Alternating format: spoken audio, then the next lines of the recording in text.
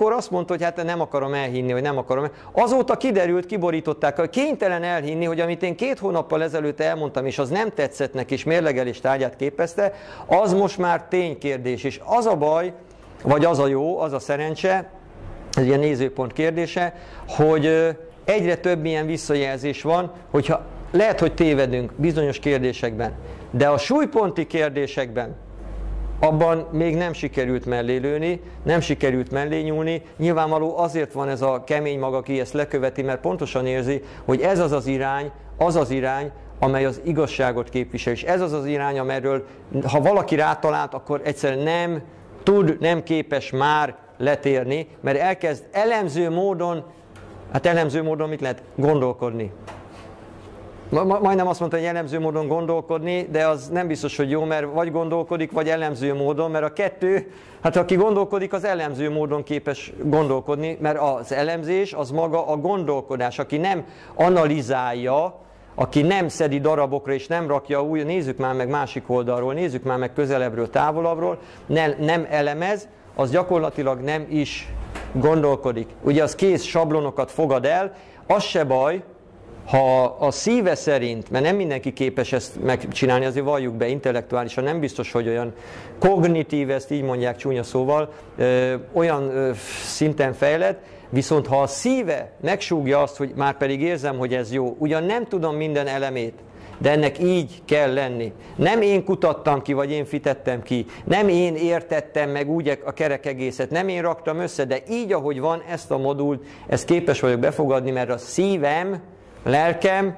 súgja, hogy ez nem lehet másképp. És egyre többeknek kellene ezt észrevenni, szerintem észre is veszik.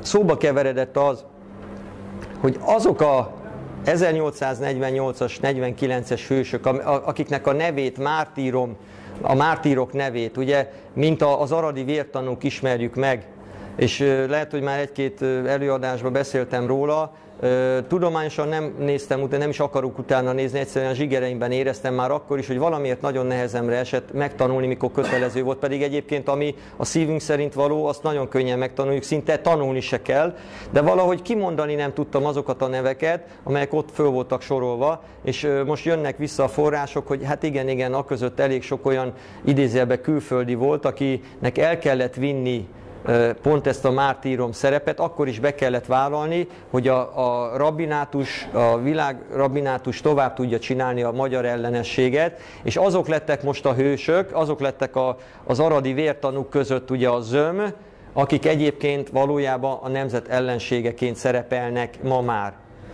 És hogyha az embernek a szíve józan paraszti esze nem képes ezt befogadni, hogy gyakorlatilag olyan gonosz háttérhatalmi tevékenység folyt már akkor is, ugye a Pilvaxos Brian Brees zsidó társaság megindul, amelynek talán a fele még magyar is volt, és a végén még csak Petőfinek, Petrovicsnak a nevét ismerhetjük meg így ezen a szinten. Hát kellene a többi Lázárt is megismerni, mert lehet, hogy ott volt mellette a Salamon is, meg a Lázárevics, meg a nem tudom kik, akiről ugye nem szól. Utána kéne nézni, hogyha valakinek van egy kis kedve, akkor lehet, hogy kiderülne, hogy az a Pilvaxos csapat, amikor elindult a közismerten szabadkőműves vagy Táncsicsért, akkor még nem szabadkőművesnek, vagy nem nevezték így direktbe, jakobinusnak nevezték. Ugye a Jákob.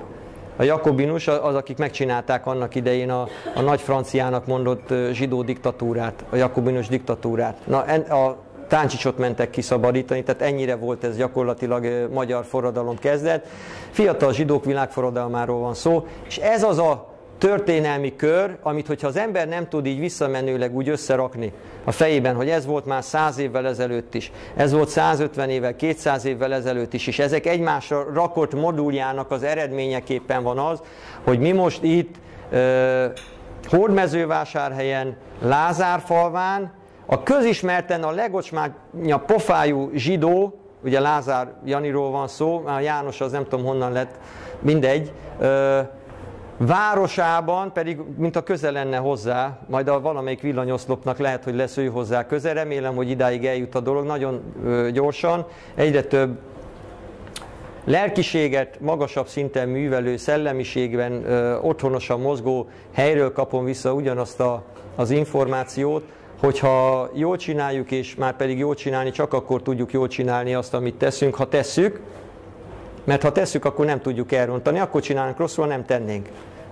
Ugye így van? Ez egyszerű fogalom, nem? Ha nem tesszük, a jó ember nem teszi, amit tennie kell, akkor nem történik meg a jó. Ha jól csináljuk, és már pedig csináljuk, és jól csináljuk, és összeszerveződik a megmaradt magyar, és ezen a szinten, szellemi szinten, ugyanis aki itt azt mondja, hogy a rezgésszámot kell emelni, mert ugye sok ilyen levelet kapok én is, hogy ilyen-olyan rezgésszám emelő szer, meg imádkozás, meg gyerekek, hát vicc az egész, tehát önmagával az imával nem tudod emelni, a tudatosságodat tudod emelni, a tudatosságot pedig tudásanyaggal tudod emelni, tehát tanulás nélkül még egyetlen pap se, vagy magát papnak mondó, vagy szerzetes, vagy akár se nem tudott megvilágosodni. Tehát mindenki úgy világosodott meg, hogy reggeltől estig tanult. Olvasott, beszélgetett, tanult, és hogy tanul a jó pap? Holtodiglan, holtodmiglan, úgy, hogy tanít. Ugye ez a tanítva tanulunk, docento dictimus. Tehát úgy tudott megvilágosodni, hogy az, amit elolvasott a könyvben, és azt elkezdte oktatni a másiknak, rájött arra, hogy azt, aki a könyvet írta, az nem is biztos, hogy arra gondolt, és lehet, hogy ott nyúlt mellé, és ő magasabb szintre tudta emelni a tudatát. És onnantól kezdve kezdett el magasabb szinten, tudati szinten rezegni. Ugye a tudat rezgésszáma emelkedik meg, nem a léleknek a rezgésszáma emel. Ha a léleknek a rezgésszáma megemelkedik, azt onnan fogjátok észrevenni, hogy azt mondja az orvos, hogy szedjétek be a lítiumot, mert mániás depressziótok van. De nem tudtok leállni, mert mozgáskényszeretet van, de ettől még hülyék lesztek, ha a tudatotokat nem emelitek hozzá. Ha a tudatotok megemelt szintű, tehát ott már van anyag, és ehhez emelkedik meg ugye az energetikai állapot, már legalábbis a pszichének a működése, kaptok energiát hozzá, akkor csodákra lesztek képesek. Ezért van az, hogy nagyon ritka az ilyen csoda, mert nagyon nagy energiával, lelki energiával megáldott emberek száma sok. Számos az a szám. De mit sem ér, ha nincs meg a megfelelő mentális, értelmi, észbeli, tudati magasság. Ezért van az, hogy önmagában ez a szeretet rezgéses, ami mi így szeretet rezgésnek szoktunk nevezni, ez ha csak lelki síkon marad meg, akkor az nem, hogy hasznos, kifejezetten ártalmas dolog lesz, ugyanis a tudatát nem tudta megemelni, tudatilag nem tudja leközvetíteni neked azt, hogy ő mire is gondol. Megbeszéltük azt is, ugye most pozitív visszajelzés van, hogy aki 2,5 hónappal ezelőtt nem tudta elfogadni a katonai akcióknak a szükségszerűségét, mert az nem a szeretet része, az ma már simán meg tudja, mert megértette, hogy a honvédelem az kötelessége, és a szeretet a honvédelemben, a hazaszeretetben, ugye a haza szeretete. A haza szeretete a honvédelemben nyilvánul meg többek között, és a hon az jelen pillanatban nem jelent más, mint a szűkebb és a tágabb családunkat. Ugye a család védelme, az hogyan oldható meg? Kézzel, lábbal, szájjal, kinek milyen eszköze van, majd ha megtámadnak így direktben, akkor pontosan tudod, hogy szellemileg hogyan támadnak, azt mi már pontosan tudjuk, hát álcázott módon, de kapcsolt be a Mózes 1 televíziót, mondjuk éppen sabatkor, és meglátod, hogy mondjuk a Németh Sándor, vagy valamelyik hasonló rabbi társa mit mond éppen a televízióban, vagy a Stáhl Judit maceszt fog neked főzni a Magyarnak mondott televízióban, mindezt szombaton. Aztán bekapcsolod vasárnap, és online leszel, és vasárnap ugyanazt a maceszt fogod megzabálni, csak akkor más fogja, akkor Kóser Norbi fogja neked a maceszt tálalni, rubintosan Rékástól. És azt is be fogod nyalni, ugyanezzel a lendülettel, és ha te nem veszed észre, hogy csak a nevek változnak, de ugyanaz a zsidó tolja ezt is, azt is, amazt is, akkor majd a budai fölteszi a koronát rá, és a budai majd meg fog főzni, mert te azt hiszed, hogy a budai nem az. Egyszer láttam egy riportműsort, és mutogatta, hogy melyik iskolába járt, és kiderült, hogy hát ott sokan együtt jártak, mert ez egy gócról van szó. A végén az is kiderül, hogy egy nagy közös zsidó családi vállalkozás ez az egész. A médiában is csak azok jelentkezhetnek, vagy azok élnek meg, és azok maradnak meg, akik oda be vannak kötve, akik nincsenek bekötve, és fajilag nem érintettek a kérdésben, azok nem maradhatnak ott.